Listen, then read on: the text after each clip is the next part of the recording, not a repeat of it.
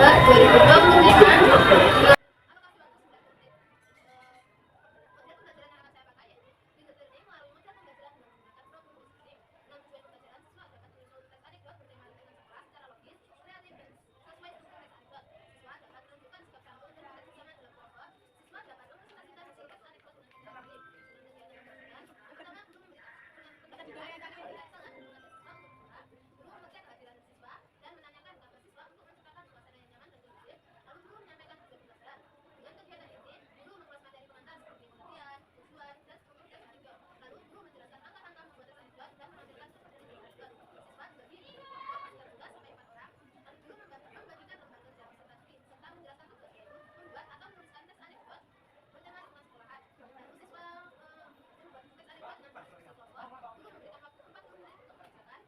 Sudah.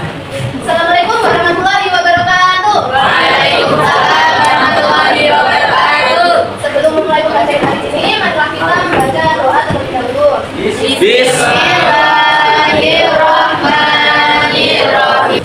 Selamat pagi anak-anak. Pagi. Bagaimana kabarnya hari ini? Baik. Ada tidak masuk tadi? Ada. Apa itu ya? Kita masuk di dalam sakit. Semoga yang tidak sakit segera diberikan kesembuhan. Amin. Baik, jadi tujuan pembelajaran hari ini yaitu siswa dapat menulis teks anekdot dengan santun. Kalian pernah santun jumpai teks anekdot di sekitar kita teks yang nyindir? Pernah? Kami di sosmed sama-sama nyindir pernah lihat? Jadi kalau gitu sekarang HP-nya dimasukkan tas, kalau enggak dikembali. Jangan ada yang main HP sebelum ada instruksi dari saya. Setelah itu bukunya dibaca buku bahasa Indonesianya. Ini kita akan mengulas materi tentang teks anekdot. Pengertian dari teks anekdot yuk dibaca bersama-sama. Pengertian teks anekdot.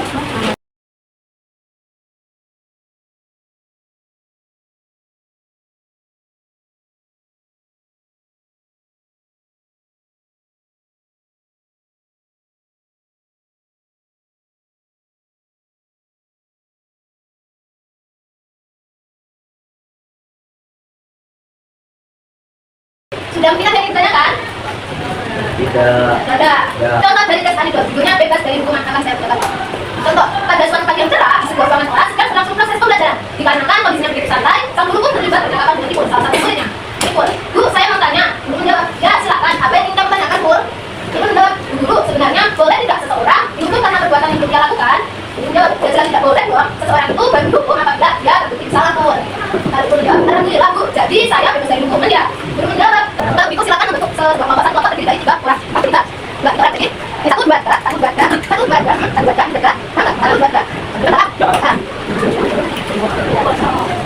Jadi tugasnya adalah membuat teks anekdot. Namun temanya saya yang menentukan yaitu tentang lingkungan sekolah. Contohnya bisa tentang fasilitas sekolah, kebersihan sekolah, teman sekolah juga bisa. Tapi tidak boleh mengandung unsur sara. Sudah paham semuanya? Ada yang ditanyakan?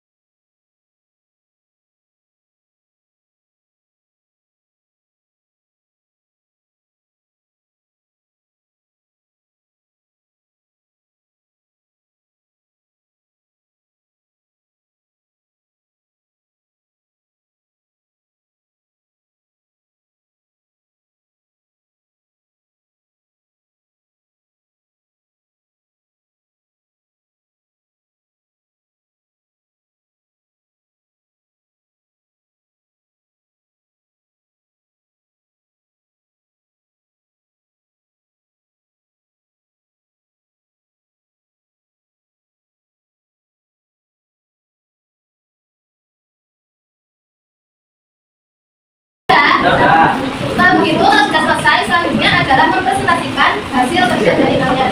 Mungkin ada yang ingin presentasi terlebih dahulu? Kelompoknya? Hasil terlebih dahulu boleh?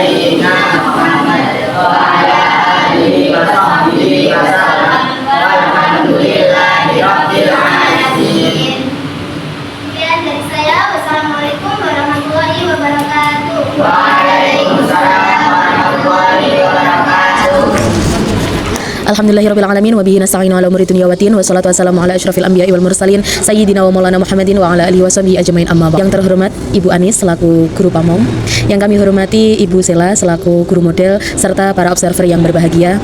Baik, saya persilakan langsung untuk guru model yakni Ibu Sela untuk menyampaikan pengalaman saat melakukan lesson study.